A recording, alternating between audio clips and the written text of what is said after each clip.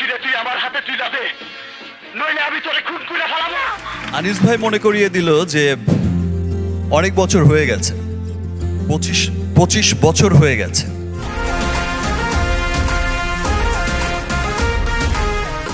শাকিব খান বাংলাদেশের চলচ্চিত্রের এক অমর নায়ক, যাকে বলা হয় ঢালিউডের কিং খান। তার জীবন কাহিনী অনেক সংগ্রামের, সাফল্য এবং ভক্তদের ভালোবাসায় ভরা। নিচে সংক্ষেপে তুলে ধরা হলো শাকিব খানের জীবন কাহিনী।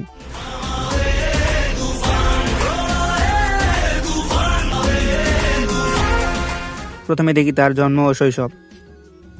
শাকিব খানের জন্ম 28 মার্চ 1979 সালে গোপালগঞ্জ জেলায়। শৈশবে তিনি সিনেমার প্রতি আকৃষ্ট হন।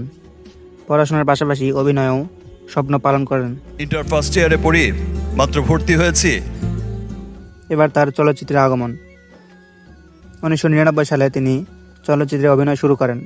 তার প্রথম মুক্তিপ্রাপ্ত ছবি ছিল অনন্ত ভালোবাসা। শুরুতে কিছুটা সংগ্রাম করতে হলেও ধীরে ধীরে দর্শকের কাছে জনপ্রিয় হতে শুরু করেন।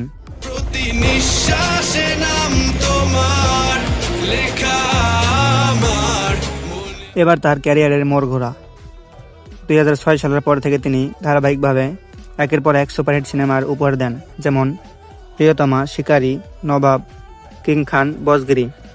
এই ছবিগুলো শুধু বাংলাদেশে নয়, তাকে ভারতেও জনপ্রিয় করে তোলে।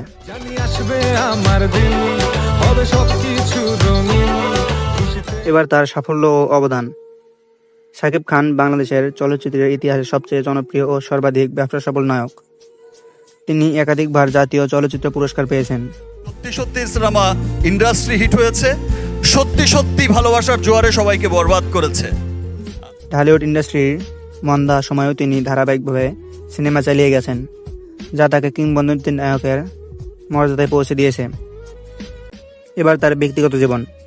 শাকিব খান ব্যক্তিগত জীবনেও আলোচনার কেন্দ্রবিন্দু।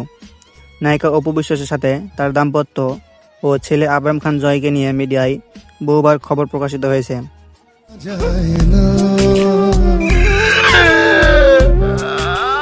তার বর্তমান অবস্থা। এখনও তিনি বাংলাদেশের চলচ্চিত্রের শীর্ষ নায়ক হিসেবে সক্রিয় আছেন। নতুন প্রজন্মের নায়ক আসলেও তার জনপ্রিয়তা কমেনি।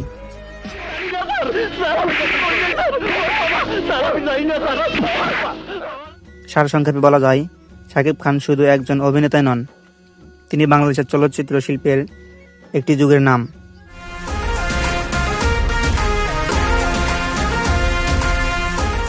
দর্শক, ভিডিওটা যদি ভালো লেগে থাকে, ভিডিওটি লাইক করে চ্যানেলটি সাবস্ক্রাইব করে আমাদের পাশেই থাকবেন।